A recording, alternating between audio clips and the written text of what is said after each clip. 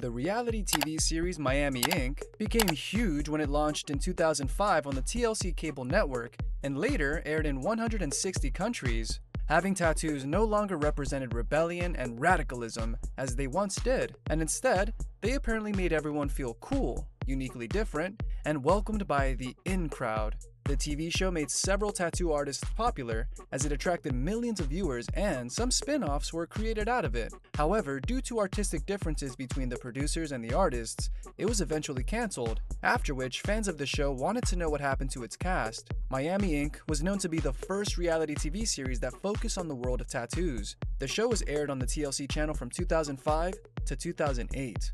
Discovery Channel saw the rising fascination with tattoos in the mid-2010s and produced a show that featured tattoo artists, clients, and stories about the artwork they chose to, mostly, burn permanently onto their flesh. Miami Beach was ranked as the most inked city in the US, partly because they had easy access to the beach, and so many residents were willing to show most, if not all, their skin to the world. One of the most popular shops filled with skilled artists was 305 Ink. TV producers agreed on a deal with its owners to film a TV series they called Miami Ink. The 305 Tattoo Shop was opened back in 2004 and was co-owned by close friends and tattoo artists Amy James and Chris Nunez. The shop was named as such, alluding to the Miami area code. The crew was comprised of their talented friends such as Darren Brass, Chris Garver, and Amy's loyal apprentice, Yoji Harada. Due to the popularity of the reality TV show, the shop changed its name to Miami Ink. Additional tattoo artists joined the show over the years. Kat Von D joined the crew in the first season after Darren injured his arm, and others include Timmy Hendrix, Luke Westman, and Morgan Pennypacker. Love Hate Tattoo Studio, formerly Miami Ink., always inspected their tools to ensure that everything was sterilized. The first thing to do when getting a tattoo was to select a design or image, and the studio had several designs that the clients could choose from. Most of the time, the artwork was displayed around the walls of the shop, or compiled in what became a catalog. However, in most cases, clients already had an idea of what they wanted. They could also request an original design from the artist or create something inspired by a theme or concept. The design would then be shown on a computer monitor and colors would be chosen. The final image would later be printed on stencil paper so that the design could be properly transferred to the skin, and would serve as an outline guide for the tattoo artist. Before the actual inking, the work area would be sterilized and the skin would then be prepared, including shaving hair as necessary. The client had to approve the placement of the image before the final step, which was the inking of the design. It was on the 19th of July 2005 that Miami Ink. made its TV debut on the TLC channel, which was under the Discovery Channel network. The first season consisted of 10 episodes, each featuring several clients with interesting stories. From the get-go, it was apparent that the owner along with his crew got along pretty well. No over-the-top drama with ridiculous fights was included in the narrative. The tattoo artists were not only skilled but also professional, and very upfront with their clients. Amy James said that for the tattoo shop to succeed, it had to offer some diversity.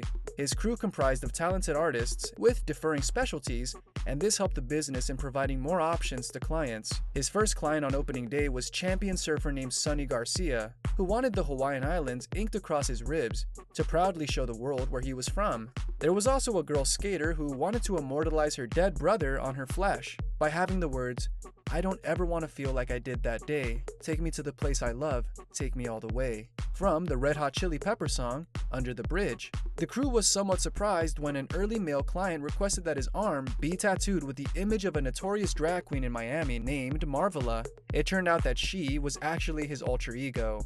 All went smoothly, but sometimes mistakes happened, even if everything was carefully prepared beforehand. Amy's friend Nick wanted the words per sempre, which meant forever in Italian. However, the letters R and E were interchanged in the first word. The mistake was only noticed after it was already inked. Amy then went out for a smoke and said it could be fixed. Thankfully, Nick came out of the shop satisfied with the artwork, even if he was seen kissing the rosary as he prayed for divine intervention before the mistake was corrected.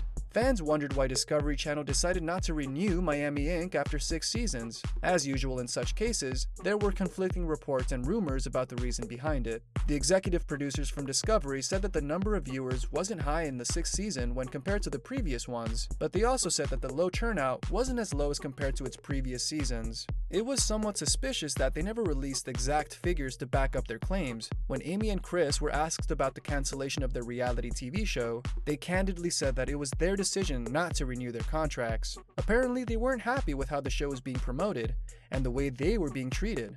Amy even said, "I never want to work with Discovery again." The last episode was aired on the 21st of August 2008. When Miami Ink. ended, several rumors emerged, such as that Amy James and Chris Nunez were planning to be on TV again with a different production company. However, they stayed in Miami for many years, and their tattoo shop flourished before they branched out. Initially, he and his friends thought that they could use Miami Ink. as the name of their shop, but soon found out that Discovery already owned the copyright of the name. They changed the name to Love Hate Tattoo Studio and moved the shop right across from their original location. In 2016, there were reports that local residents and visitors continued to flock to the shop, although a decade had passed since the show was canceled. By that time, Amy had opened up more shops, not only in the US, but also in other parts of the world. In 2011, fans were surprised when Amy agreed to work with Discovery once again, when he moved to New York to open a tattoo shop called Wooster Street Social Club, which was later changed to 5 Points Tattoo. It was the center of another reality TV show called New York Ink. But this time, he only employed a couple of people from the original show. This move was intentional, as Amy understood the reality TV industry better than when they started Miami Ink. He said that the original show didn't have enough drama. Since the cast was already friends to begin with, it was said that the new cast was specifically chosen because their personalities clashed. It would guarantee personal issues being thrashed out on TV. It worked, and the first episode garnered close to 1.5 million viewers, but it only stayed on air until 2013. Amy also co-founded a website called Tattoo-Do, which served as a platform for people looking for a design and offered an easy way to book a tattoo artist. It aimed to facilitate a person's tattoo journey from the creation of the design up to the inking of it onto the flesh, which made the process safer, especially for tattoo virgins. The site proudly claimed that Tattoo-Do is the world's largest tattoo marketplace and most downloaded tattoo app. In 2022, he took center stage again as one of the judges in the 14th season of Ink Master, which started airing in September. Chris was initially a graffiti artist who became interested in inking tattoos because paint eventually faded in time. He was of Cuban descent and the certified ladies' man in their crew. While he was heavily into arts, he had a practical side in him too, because even after opening a tattoo shop with his friends, he still worked part-time on a construction site. While he co-owned the Love Hate Tattoo with Amy, he also took time to branch out on his own by opening 2 more shops in Florida called Liberty City Tattoo in Miami Beach and Handcrafted Tattoo and Art Gallery in Fort Lauderdale. In 2012, he joined a reality TV tattoo competition series called Ink Master and served as one of the judges for 13 seasons, until the show was forced to stop filming in 2020 due to the COVID-19 pandemic. He stayed with the show, even though he was part of some controversies which involved other cast members. Darren Colorado Brass was often mistaken to be of Latino descent, but in reality, he's European, actually half Polish and half Irish. Out of all of the Miami Ink. crew, he had the calmest and sweetest demeanor, but it didn't jive with his gruff exterior, and was the reason why he was often teased by other cast members in the show. He later launched a children's clothing line with Yoji Harada, called Ruthless and Toothless. When the two became fathers, they discovered the frustrations of finding uniquely designed clothes for their toddlers, and so they joined forces by creating options for the new generation of children. Up to this day, Darren still offers his tattooing services in the Love Hate Tattoo Studio in Miami. The tattoo artist had an interesting backstory, and he was born in an unlikely place in Tennessee, an outhouse located on a hippie farm. He was said to have been raised by gang members, and it showed in his art designs. However, despite the gangster's reputation, he once worked as a beekeeper while growing up, which indicated he had a different personality despite his tough exterior. Even back then, he knew the value of hard-earned money. There was a time when he felt uncomfortable being on Miami Ink., as he was also a traditional guy when it came to the tattoo business. He felt that it was a no-no to share it through a reality TV show, but he eventually saw the advantages of it, particularly as it was produced better than other reality TV shows out there. After his stint with Miami Ink., He accompanied Amy James when he established the Wooster Street Social Club in New York. He wasn't part of the main cast as he only wanted to work on the sidelines. He said that sometimes a reality TV show could ruin someone's reputation due to the drama involved in its presentation, as most of the viewers believed everything they saw on TV. Due to the popularity of the reality TV show he was in, he gained a strong network of prominent clients, and had tattooed many Hollywood celebrities. He became part of the reality TV show Ink Master as one of the guest judges, and was also featured in many lifestyle magazines such as Bound by Ink, GQ, Style, and The Couture. In 2015, he returned to California and established his own private studio called the Summertown Inn, located in an undisclosed place in Orange County. Clients were on a referral basis only, as he never advertised his business. During the start of Miami Ink., Yoji Harada was only an apprentice, but eventually became a fully fledged tattoo artist trained by Amy James himself. When the show ended, he stayed with the Love Hate Tattoo Studio in Miami Beach, and continued on inking full-time along with the other cast members. After he became a father, he created a clothing line for children with Darren Brass, but after the company showcased its 2018 collection, nothing was heard from it again. He made a guest appearance during the second season of New York Ink, and in the third season in 2013, he was part of the featured tattoo artists in the show. In 2016, he posted on social media that he was planning to open a tattoo shop in another country, and by the following year, he'd moved to Netherlands and was part of a tattoo convention. In June 2018, he posted on Facebook that he was looking for an apartment in Amsterdam, and it seemed that he was doing great there. So his clients and friends were shocked when it was reported that on the 27th of March 2019, that he'd pass away at the age of 46. There was no announcement of the official cause of death. Neither his friends nor any of his colleagues ever mentioned anything about it on social media. There was an outpouring of sympathy messages for him, as all lamented that he was gone too soon.